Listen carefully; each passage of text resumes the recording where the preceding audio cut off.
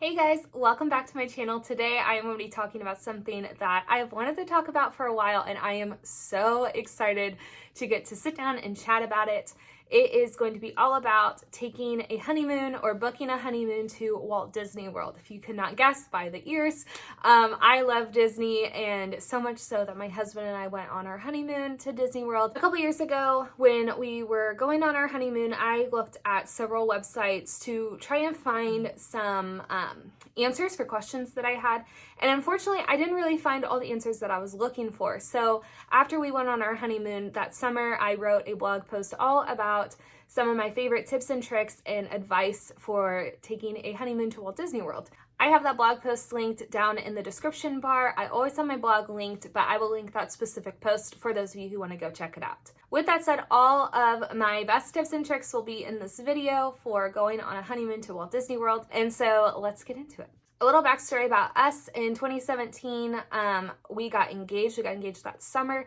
And then in December 2017, I graduated from college and we were married in January of 2018. So quite a bit of a whirlwind there. I don't know if I'd recommend it, but we did it and it was a lot of fun. So we got married on a Sunday. January 14th is our anniversary. It made sense for us to get married in January. I absolutely adore winter weddings. I wrote an entire post about budgets and how to make sure that your wedding stays on budget. And my number one tip is always getting married in the off season. You can save so much money that way, and also getting married on a Friday or a Sunday. So we got married on a Sunday. We left Kansas City on a Monday, and we were in Orlando early afternoon. We stayed at Port Orleans French Quarter.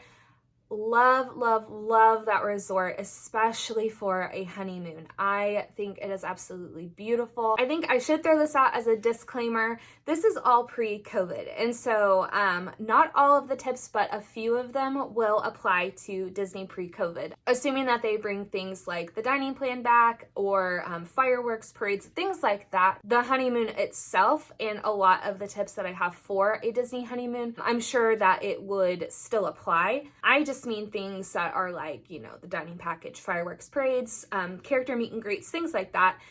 But hopefully one day we are actually supposed to go to Disney this fall, and it will be our first time taking our son. He will be 2 at the time, and so I am just ask me how excited I am about this trip, because literally it's like what keeps me going some days. So I am very excited. I do want to clear up kind of the idea that taking a Disney World honeymoon is childish. I don't think it is at all. Disney World is one of the most popular tourist locations in the United States. I believe it is the most popular, but I don't want to be wrong. So I'm going to say one of the most.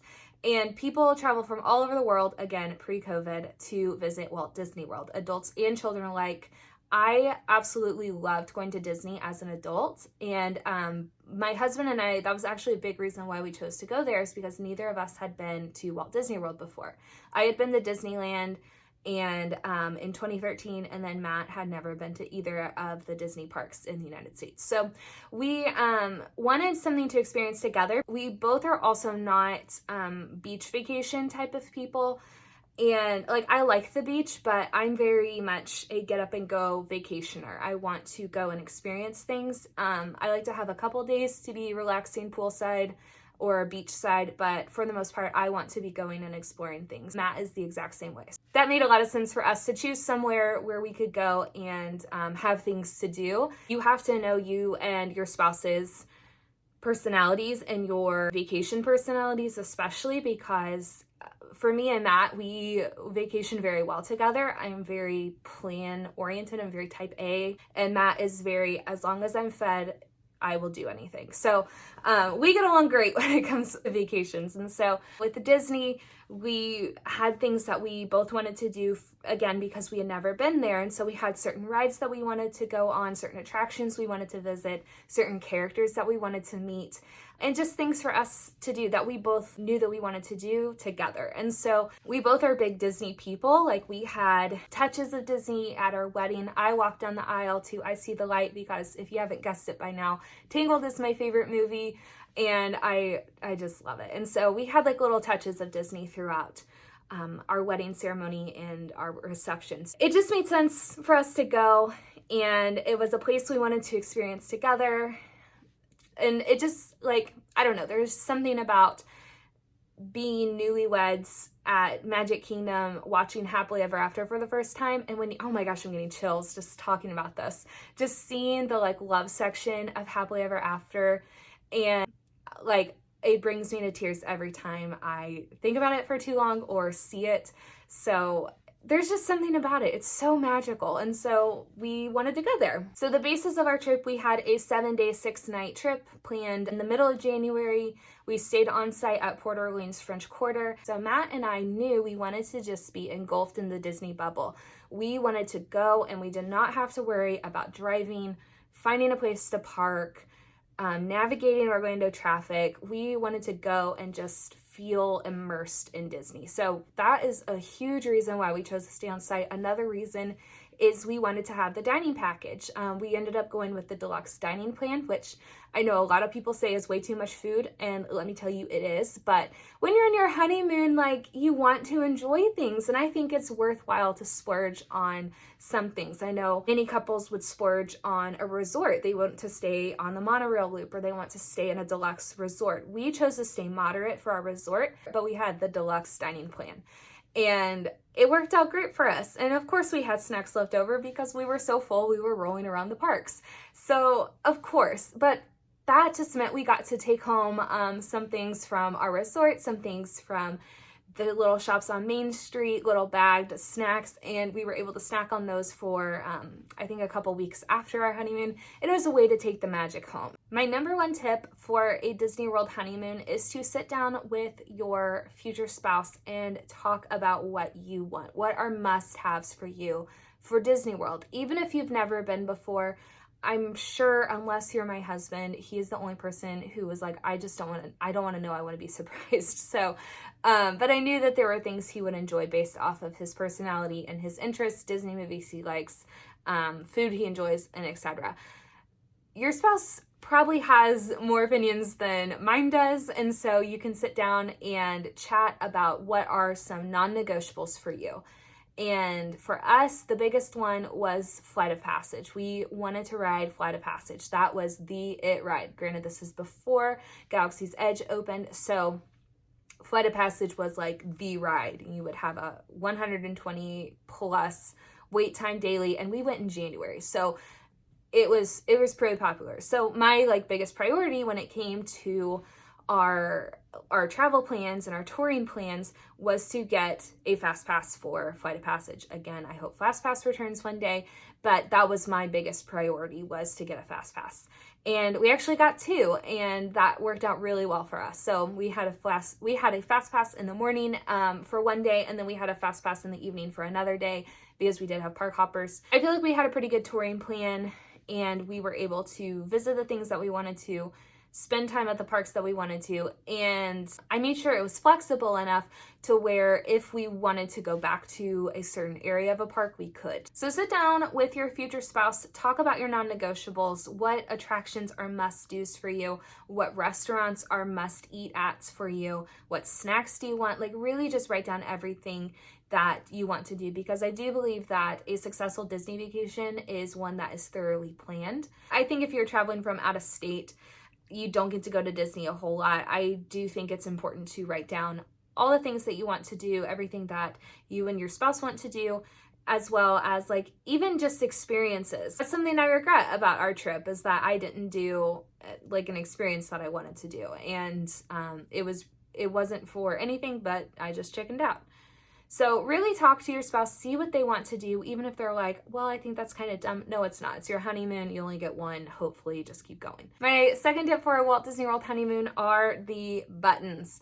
And I just love these. So that was one piece of advice that somebody told me before we went on our honeymoon. They said, get the Happily Ever After, the purple button, have them write it's your honeymoon on it, and wear it everywhere. And I thought, why would I do that? I'll wear it maybe one day and then be like, I'm never wearing this again.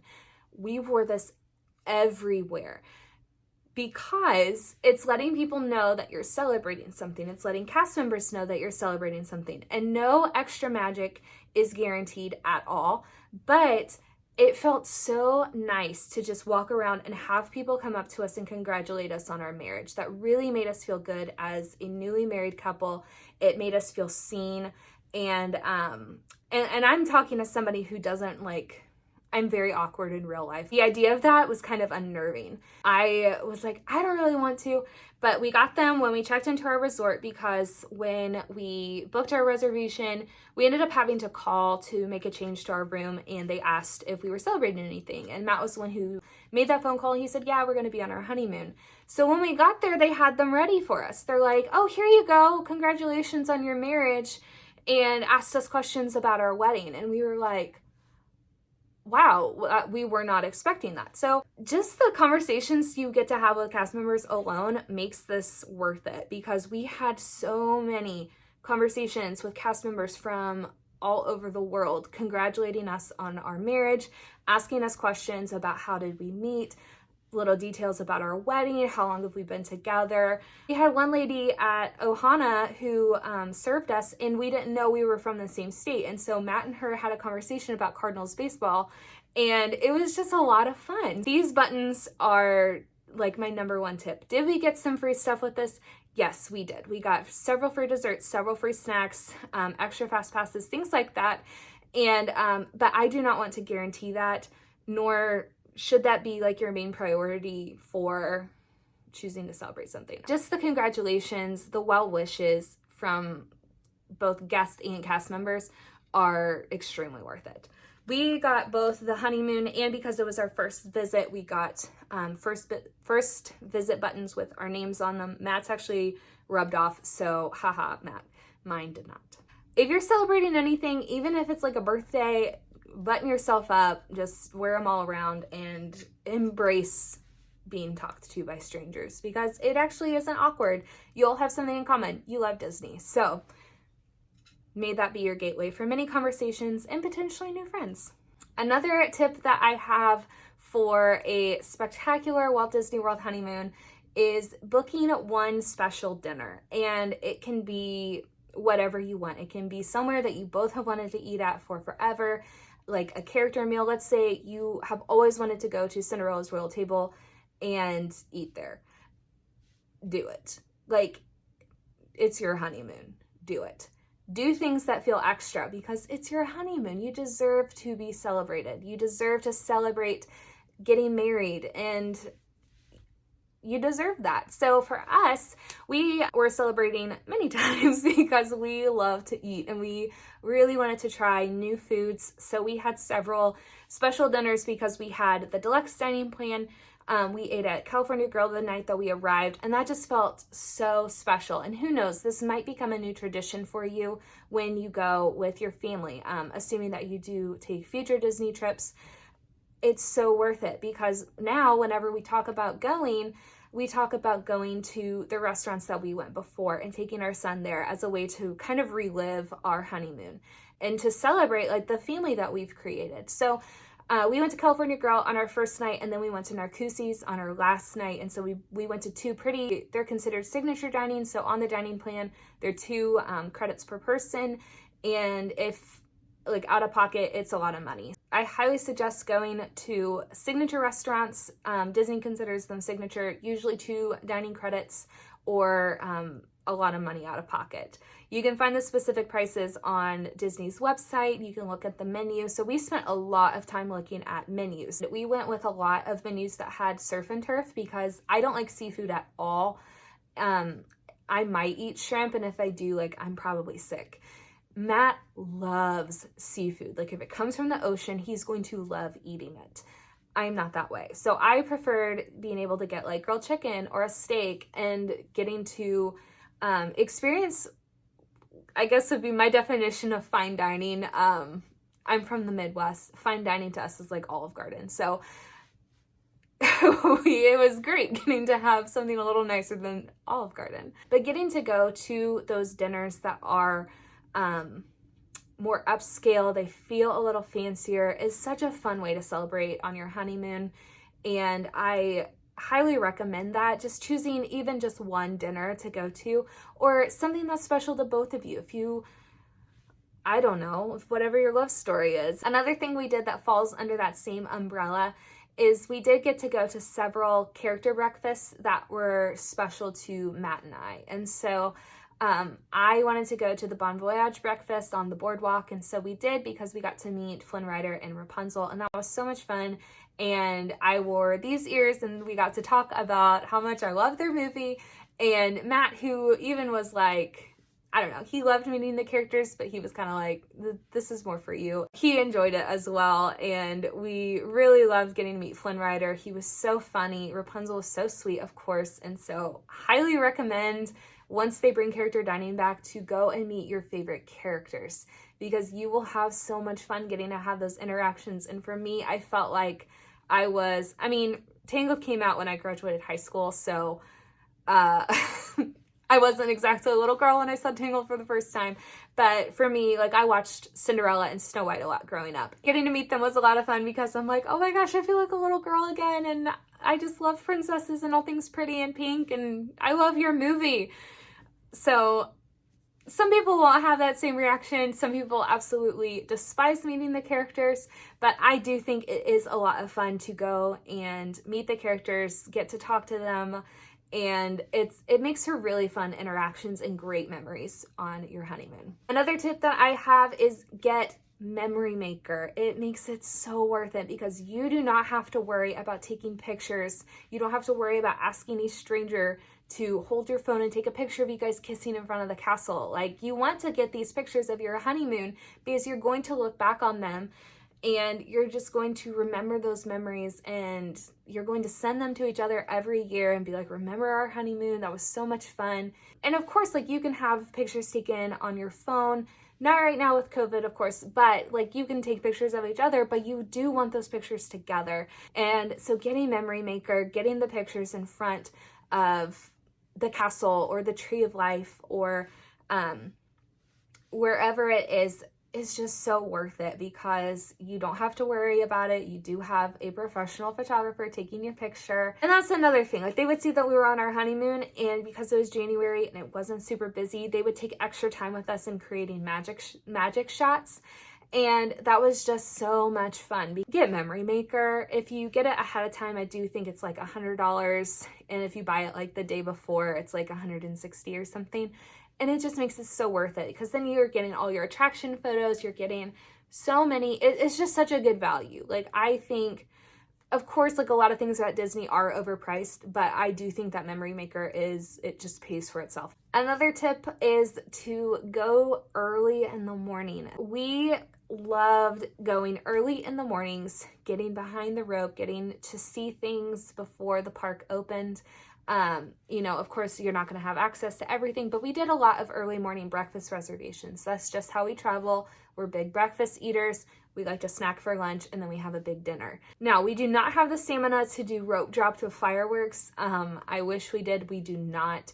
So maybe if we like trained for Disney, like it's a marathon or something, we probably could, but we like to take midday breaks. And so for us, it just made a lot of sense to go early in the morning, eat breakfast, and be able to get on rides, like get in line for rides before the park opened. That way we didn't have to utilize one of our fast passes, and we could save that for a different attraction. We did this a lot in Animal Kingdom. When we ate breakfast there, we went and immediately got in line for Expedition Everest. We wanted to save our fast passes for Flight of Passage, and we wanted to be able to use our fast passes for other things such as Festival of the Lion King and the Kilimanjaro Safari. So we rode Expedition Everest first, and then we went over to our fast pass for the safari, and then we were able to have our fast pass for Flight of Passage, and that way we were able to do everything we wanted to do in Animal Kingdom before noon. So by the time the park got kind of busy, we left, went back to our resort, took a nap, took showers, did whatever, hung out around our resort, and then we would go out to a different park. And we were able to find new fast passes for that new park, have a dining reservation either at a resort that was by that park or in the park itself, and it just worked out so well. We got to see the fireworks, got to go back, go to bed, and it was great. I do want to say that I get most of my Disney World tips from Shannon Albert at wdwprepschool.com. I love her website so much, and they have a podcast as well. And I love that podcast so much that I actually subscribe to the Patreon, and I absolutely just, I adore it. So I make sure to check their touring plans for the different parks to make sure that I'm able to maximize my time at Walt Disney World. Another tip, this is just general Disney tip, make sure you bring shoes that you can walk in. You are going to be doing a lot of walking at Disney, and your feet will probably feel like they're going to fall off at the end of the day. So make sure that you bring things to take care of your feet. If you know certain areas of your feet blister easier than others, for me, it's the back of my heels. No matter how comfortable my shoes are, for some reason, the back of my heels are literally the most sensitive skin on my body. And if even a sock rubs against it the wrong way, my heels freak out. So I brought a lot of moleskin, and I would just tape it just a big old chunk on the back of my heels every day. It looks ridiculous, but you do not want blisters on your Disney trip, and you do not want blisters on your honeymoon. So do things to take care of your feet. If you need to soak your feet in your bathtub at your resort, your Airbnb, your hotel, wherever you're staying at, bring some Epsom salt so you can soak your feet. Just do it. I promise. Having sore feet is one thing. Having blistered and torn up feet is another thing. I bought 2 pairs of shoes, and I was able to cycle through them. Matt did as well. We flew Southwest so that way we could be sure we had plenty of room for our shoes and the stuff we were going to bring back. It's worth it. Just take care of your feet at Disney. So, highly recommend looking into how you can take care of your feet while at Walt Disney World. Another tip, this does fall into general Disney tip, is to stay hydrated. Florida can be very humid. It can be very hot. We had I think 40, 50, 60 degree weather, 40s in the evenings and then 60s to 70s during the day. So it wasn't as hot, but we were walking a lot. So I made sure to get these foldable water bottles so that Matt and I could always have water on us. And you're welcome to buy water bottles at Disney. I just don't want to spend $4.50 for a 20-ounce water bottle. That's I can think of better ways to spend $4.50 or a snack credit. I'm not spending a snack credit on a water bottle. If I have the choice between a Dole Whip and a water bottle, I'm gonna pick Dole Whip every day, even if I'm about to die of dehydration. I had 2 foldable water bottles. They were collapsible water bottles that we kept in my park bag. Anywhere that sold fountain drinks, we could get a cup of ice water, and then we would just pour it into our water bottles. If that is something I would do differently, is I would probably Amazon Prime Grocery or Instacart a case of water bottles to our room, just so that we have water. We don't have to worry about having to walk down to the lobby to get water bottles. Disney does allow you to bring in outside food and drink, so we could bring in some water bottles that we have from our room. Just make sure that you stay hydrated, because you don't want to be passing out at Disney. I don't think that sounds like a lot of fun. I'm sure they would still make it magical, but it doesn't sound like a good time to me. Another honeymoon tip is to stay where you want to stay. And that might sound like a no-brainer, but I do think that some resorts on Disney property can get a bad rap for being childish. And I think it just depends on your preference. If you and your spouse love the theming of Pop Century or Art of Animation, do not feel guilted or pressured or shamed by staying in a value resort on your honeymoon. There is absolutely nothing wrong with that. You want to stay somewhere that is significant to you and your spouse. Disney has a slew of properties, and you can stay in these gorgeous resorts that I don't think are very affordable. I don't think there's any way that we will ever be able to stay in a deluxe resort unless we become DVC owners. And even then, that's still a lot of money. So there's no shame in staying in a value resort. And a lot of places and blogs talk about how you have to stay in a grown-up feeling resort. For us, we wanted to stay in a place that felt a little grown up. If we were going back, I would be staying in, we are literally staying at Pop this fall because I know my son's going to love it. Do not feel shamed for staying where you want to stay. If you want to stay at Pop, Art of Animation, or any of the All-Stars, by all means, do it. And honestly, you might be getting a better value anyway because of the transportation options that they're offering. If you're staying at Pop or Art of Animation, you are automatically getting a better transportation option than what we had at Port Orleans French Quarter, because you have the Skyliner that's taking you to Epcot and Hollywood Studios. We just had the buses. Of course, you still have Uber and Lyft and other rideshare options, but for us, the transportation's free. I didn't want to have to spend more money than I already was. With us being adults, like, we could wait for a bus. Please do not feel any shame for staying where you want to stay. If you want to stay in a Little Mermaid suite, by all means, go for it. If you want to stay in a Lion King room, do it. Do what you want. It is your honeymoon. You do not have to justify any of your decisions to the outside world. If you want to stay in a value resort so that way you can spend more money on food, or even if the only way you can go is to stay at a value, then by all means go for it. A magical honeymoon at Disney it just boils down to two people who are just married and they want to have a great time at Disney. That is how you have a magical trip every single time. But ultimately, my biggest tip is just to plan it around you and your spouse. Do things that you want to do that make you feel magical. And it's just, Disney is such a great place to honeymoon at, especially if you grew up watching Disney movies. If you consider yourselves big Disney fans, it is, I cannot say enough good things about it. Matt and I still talk about our honeymoon almost daily, and we went 3 years ago. So I cannot wait to take my family there this fall, and I'm just, I'm so looking forward to it. I am having significant Disney withdrawals. I hope you guys enjoyed this video and you found it helpful, especially if you are getting ready to go on your honeymoon. Let me know so I can congratulate you in the comments below. And I just want to hear everything about your love story and your wedding plans and all that, because I just love talking about it. Be sure to subscribe for more Disney content like this. I think it'd be fun to dive in further with these videos and chat about like resorts to stay at and places to eat at and things like that. I think that would be a lot of fun. So let me know if that's something y'all would be interested in, and I will see you all next time.